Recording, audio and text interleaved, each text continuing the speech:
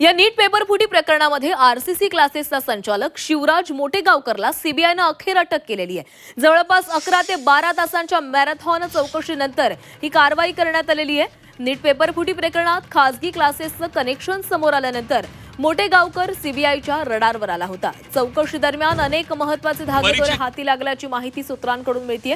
त्यानंतर दिल्लीच्या राऊज एव्हेन्यू कोर्टामध्ये मोटेगावकरला हजर करण्यात आलं। कोर्टाने त्याला 9 दिवसांची सीबीआय कोठडी सुनावलेली आहे। त्यामुळे आता या प्रकरणात आणखी मोठे खुलासे होण्याची शक्यता व्यक्त केली जाते। पेपर फुटीचं रॅकेट नेमकं किती मोठं आहे, यात आणखी कोण सहभागी आहेत आणि विद्यार्थ्यांच्या भवितव्याशी खेळ करणाऱ्या या संपूर्ण नेटवर्कचा मास्टरमाइंड कोण, याकडे आता सगळ्यांचंच लक्ष लागलंय।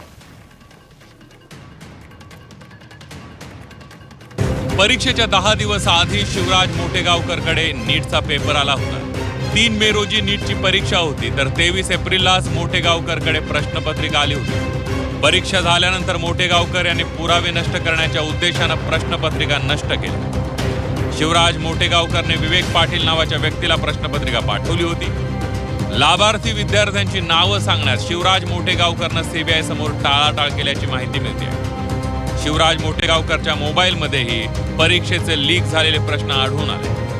मोटेगावकरने अनेक विद्यार्थ्यांना नीटचा फुटलेला पेपर पुरवल्याचाही संशय आहे। मोटेगावकरचं एमएससी केमिस्ट्री मधून शिक्षण स्वामी रामानंद तीर्थ विद्यापीठ नांदेडमधून पूर्ण झाले। महाविद्यालयीन शिक्षण सुरू असतानाच होम ट्युशन घेण्यास सुरुवात केली। लातूरमध्ये महाविद्यालयांमध्ये तासिका तत्वावर केमिस्ट्री विषयाचा प्राध्यापक म्हणूनही काम केलं। अध्यापनासोबतच रेणुकाई कोचिंग क्लासेसच्या माध्यमातून खासगी शिकवण्याची सुरुवात केली। सुरुवातीला लातूरमध्ये स्वतंत्र केमिस्ट्री क्लास सुरू केला। पुढे सर्व विषय एकाच छताखाली ही संकल्पना राबवत विविध विषयांचे शिक्षक एकत्र करून आरसीसी कोचिंग क्लासेसचा विस्तार केला।